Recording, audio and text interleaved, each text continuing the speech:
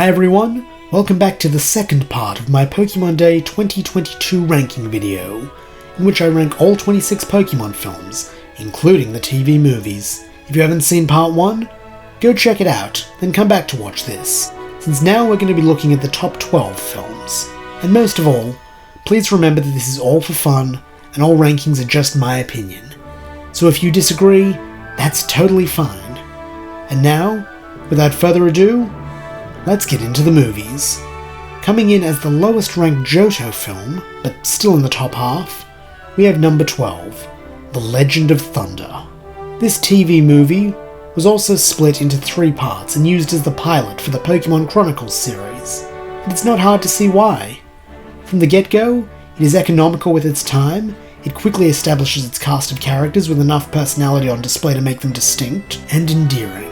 This time, instead of Ash and his friends, we have Jimmy, a passionate young battler based on the male protagonist from the Gold and Silver games, and Marina, an aspiring performer based on the female protagonist from Crystal. With them are their friends Vincent and Eugene, who join forces to defy a new Team Rocket duo and to protect the legendary Raikou. And here is something I quite enjoy about this film, the sense of mystery and majesty afforded to Raikou as one of the legendary beasts. Very little is freely given about this Pokemon early on, and each piece of information about its personality and motives is pieced together by the characters as the movie progresses. Additionally, it strikes a good balance in how it handles its strength, being shown to be powerful enough to deserve the reverence it is given, while also not so powerful that all sense of threat is lost. This is done by showing that Raikou is unrivaled in raw power, but is vulnerable to human ingenuity, like strategy and technology, due to being fairly isolated. Another point in this film's favour, surprisingly enough, is its brevity. For one reason or another, many Pokemon films tend to feel bloated to me, with the runtime being padded to qualify as feature length. Though by virtue of being a TV movie, this film doesn't have that constraint. Instead, it has to cram in as much as possible into a limited time frame, something I feel it succeeds in. I've already spoken about the efficient introduction of the characters, but this brisk pace keeps up throughout the film, with no scene being wasted, and everything shown on screen either building the characters or furthering the plot. And as a frequently forgotten entry into this franchise, it is one I suggest checking out if you are able. Now we have number 11, Detective Pikachu. And I think we all know why this is here. 1, because it brings Pokemon to live action in a way that had only been dreamed about before, and 2, because Ryan Reynolds carries the comedy aspect of this film impeccably. There is really nothing more to say about Detective Pikachu, except I enjoyed it, and I really hope we get the live action rumoured series, and we get it soon. Walking into theatres for this next film, I didn't hold out much hope, but bringing us into the number 10 spot, we have The Power of Us. The Power of Us is a charming film that delivers everything I Choose You couldn't, and proves that a reboot timeline can work. This film is a unique standalone story set in a brand new town, following Ash, Pikachu, and a cast of new characters. I won't deny that most of these new faces feel a bit half-baked to me, but one man stands out among them, and his name is Callahan. Callahan is a braggadocio blowhard who, due to deep-seated feelings of worthlessness, tells exaggerated tales of his own heroism to win the respect and admiration of his niece Kelly. However, this quickly catches up to him, and after hitting his lowest ebb, where it seems like he will lose Kelly forever, he rises from the ashes and works with the rest of the protagonists to serve an unselfish purpose for once. In doing so, he becomes the hero he always said he was. This is a beautiful example of the hero's journey, alluded to in the Keldeo review, and one of the most heartwarming stories I think that there has ever been for a human character in a Pokemon movie. My only regret is that by having a whole flock of human protagonists, Callahan gets less screen time than he deserves, which is all of it. Oh, and also it looks like Reboot Ash abandoned Charizard somewhere, since it never shows up or gets referenced, and it could have been really useful towards the climax of this film. Following this up, we have the originator of the cute legendary Pokemon needs help from Ash and Co. getting to an important place while being pursued by a menacing antagonist trope, and undeniably its best iteration. Number 9, Pokemon Ranger and the Temple of the Sea. This is one of the longest films of the franchise, yet passes by in the blink of an eye, thanks to the two titular elements of this film, which inspire a sense of fun and adventure. The usage of the Temple of the Sea as a catalyst for the story is a fun narrative choice, with it being teased and hinted at through dialogue and visions in a way which makes the audience curious to see it, before it is finally paid off at the end of this high-sea adventure. And this is another of the film's strengths. Placing our familiar cast of characters in the new setting of an aquatic hunt for a sunken treasure is a refreshing change of pace, which gives the films a sense of freshness and excitement. The other big appeal of this film is Jack Walker, the titular Pokemon Ranger. His charming action hero persona, mixed with an affable soft side, makes him an enjoyable addition to the roster, and when coupled with his unique gimmick as a Pokemon Ranger, he becomes an excellent advertisement for the DS game of the same name. And at its core, this is what this whole film is, tying in closely to the first Pokemon Ranger game for the DS. Though, as far as nearly 2-hour-long commercials go, this is one of the best, as clear effort has been put into cherry-picking the most interesting elements of the game and putting them front and centre to capture the imagination of prospective players. Best among these elements is Manaphy. While only an egg in the games, its development and bond with May carries the heart of this film, and it is a delight to watch this small water type as it comes to learn about the world it inhabits, with May playing the unfamiliar role as guide. My only gripe with this film lies in its somewhat stupidly named villain, the Phantom. Due to his pirate aesthetic, it feels like a missed opportunity not to have him be a former member of Team Aqua, or else use him to promote the game's villainous team by making him a member of the Go Rock squad. However, when my biggest complaint is something so small, you know this film is good.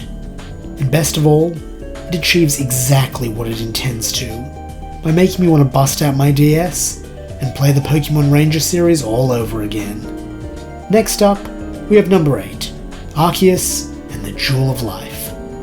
Let me begin by saying that this film is not one that I expected to rank so high. As a child, I found it boring, and until I Choose You came along, it was my least favourite Pokemon film, by a significant margin. However, with age, and perhaps the benefit of Giratina and the Skywater setting my expectations so low, I was able to find a lot to enjoy in this film. The simplest of those being that this film is fun. The time travel caper is well done and interesting.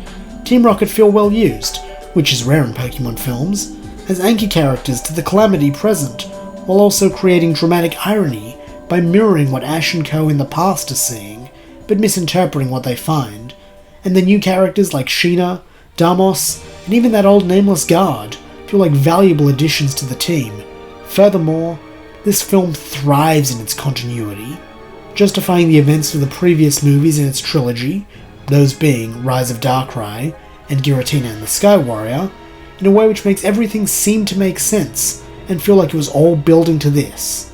And by this, I mean an earth-shattering clash between Dialga, Palkia, Giratina, and Arceus, in which the figures all feel deserving of their status as elder gods of the Pokemon world. Take notes, Hooper. This is how you do a real Clash of Ages. Pokemon Forever, aka Celebi, voice of the forest, is next, coming 7th. This charming film puts a lot more emphasis on sweet character moments, mostly surrounding Ash, Celebi, and his new friend Sammy, who in a masterful twist is a young Professor Oak from 40 years in the past. Though, this movie does not lack for action either, with the sinister Iron Mask Marauder always close on our hero's heels. In case you were wondering why this doesn't constitute a cute legendary Pokemon needs help from Ash and Co. getting to an important place while being pursued by a menacing antagonist movie, since it's the first time Ash and friends have met a cute legendary Pokemon, I would argue that they aren't really trying to take Celebi anywhere, and are instead just enjoying a lovely day in the forest with their friends. Though that, just like everything on this list, is only my opinion, so if you feel this deserves the title of the originator of that trope, then this is a perfectly valid interpretation. However, back to our hero's lovely day in the forest. It is all brought to a halt when the Iron Masked Marauder does something seldom seen in a Pokemon movie and actually manages to capture Celebi in one of his dark balls, turning it evil.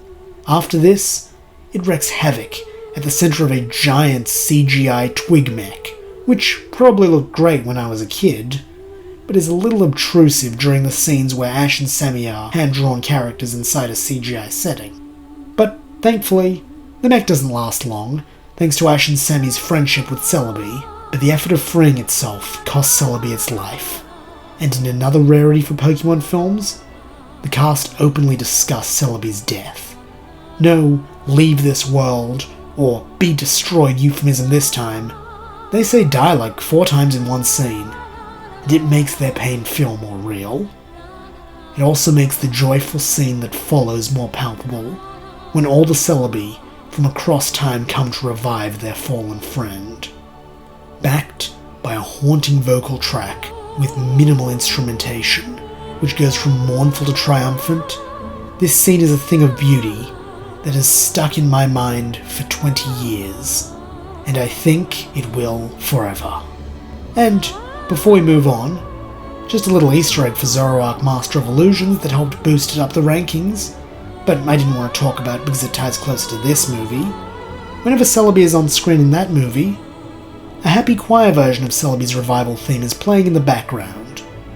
It's a lovely bit of continuity that came from this film, and suggests that I am not the only one who has a soft spot for Celebi, voice of the forest. But just like how at the end of this film, Sammy must say goodbye to Ash, we must now say goodbye to this movie, though goodbyes need not always be sad, since we will be moving on to an even better film. Our 6th place winner, The Power of One. Not to be mistaken with Power of Us, though both do have ties to Lugia, this is the 2nd film in the franchise, in which Ash must complete the Shamudi Island prophecy and help the Guardian of the Waters calm the legendary birds. And why did this film rank so highly? Because it's pretty damn funny. Gags are crammed in left and right, with many being subtly aimed at a more adult audience. I suppose, being in the same sort of vintage as Shrek, this may have been the style of comedy in family films at the time, but either way, I feel like it's an added level of care to appeal to all sorts of audiences, which makes this film feel like a labour of love. But laughs aren't the only thing this film does right. It has beautiful classic visuals, exciting moments both in battle and out of it, and heartfelt moments between Ash and our other characters, like Misty, Delia, and I will talk about why this is good later, and most shockingly of all, Team Rocket. Team Rocket kinda carry this film, in one of their best usages, being both hilarious, as previously stated, but also in a delightful face turn, joining forces with Ash during the climax, and willingly sacrificing themselves for the greater good. Though Ash is the chosen one who gets the win at the end, Team Rocket are the true heroes of this movie, and I love that enough thought was given to make them useful, rather than inserting them, then immediately shelving them. And I would be remiss not to mention the soundtrack. Lugia's song remains iconic to this day, featuring both in-universe and out. Its simplicity is evocative of the sea, and how it can be both smooth and turbulent, and I cannot imagine a better piece of music to represent this majestic creature. I love every movie in the top 5, and to my mind, each one of them does something perfectly. For example, the perfect portrayal of pathos can be found in our number 5 spot, Spell of the Unknown, Entei. The source of this pathos actually centers around the movie's antagonist, Molly Hale. Molly Hale is perhaps the most fascinating idea for an antagonist Pokemon has had to date. She is simply a lonely child who has lost her parents and wants to be loved. In the simplistic and often self-centered mindset of a child, she allows the unknown to fulfill this desire by creating a dream world for her with an Entei father, who then kidnaps Ash's mother Delia to serve as her new mother. Molly cannot see the harm she is causing to others, the world around her, and even herself as she warps reality and sinks further into her dreams.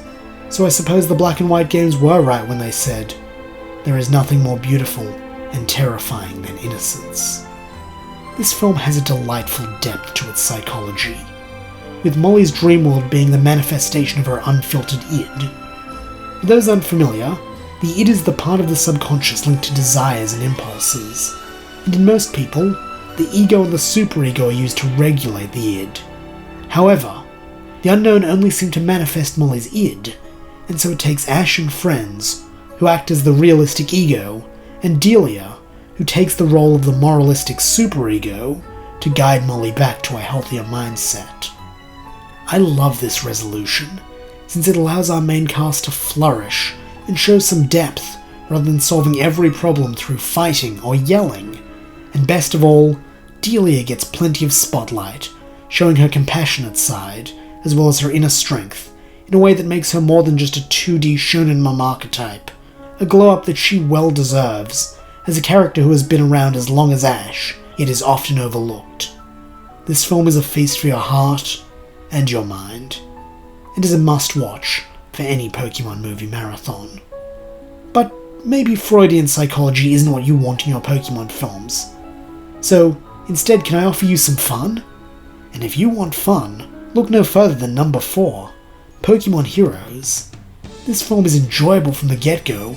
Quite literally, it opens with a water chariot race through the beautifully drawn canals of Alto Mare, with Ash and Misty at the head, while a full-length version of Season 5's amped-up opening theme, Believe in Me, shreds underneath. From there, we get to enjoy some low-stakes exploration of this lovingly designed city, but before it can start to drag, the real story kicks in, introducing us to Latias and Latios, as well as their human friend Bianca. No, not the black and white rival. They all share a secret garden that houses the Souldew, the crystallized soul of Latias and Latios' father, which protects Alto Mare. However, this all comes crashing down when the Souldew is stolen and Latios is kidnapped. Once more, this film does a flawless tone shift into an action rescue story, as Ash and Latias work to save Latios. But even when they succeed, all is not well, and to save Alto Mare from impending disaster, Latios must give his life to become the new Souldew. This film runs the gamut of joy to sorrow, but always maintains a difficult balance, where it never feels rushed or tonally inconsistent, yet also never overstays its welcome with any of its set pieces.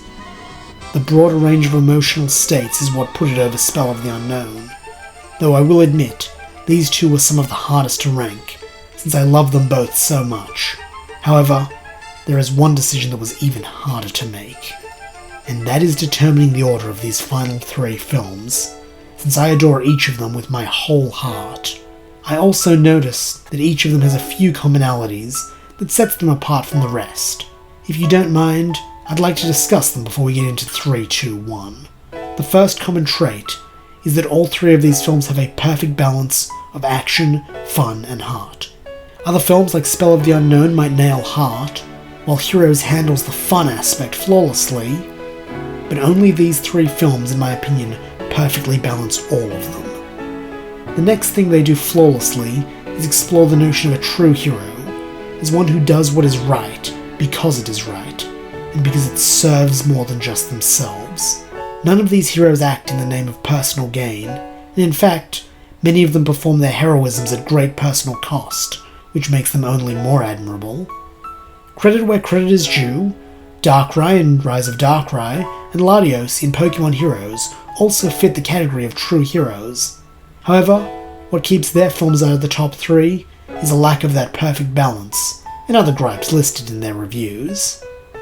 And now, with that, I am proud to announce our bronze medalist film as Lucario and the Mystery of Mew. Generation 4 could not have asked for a better representative than Lucario. Its beautiful design has made it a fan favourite since day one, and the cool personality, mixed with the heartfelt backstory shown in this film, makes it instantly stand out.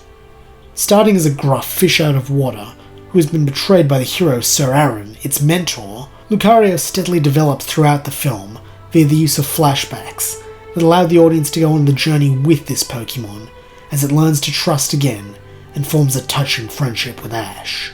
This also allows for excellent layering of already established scenes to add details and complexity, which all lead to the final revelation of its master's true motives and actions. and this is where Lucario shows off its status as a hero. Having learned that Sir Aaron gave his life to the Tree of Beginning to prevent the needless death of others, Lucario chooses to make the same sacrifice, so that the tree and all who dwell within it may live.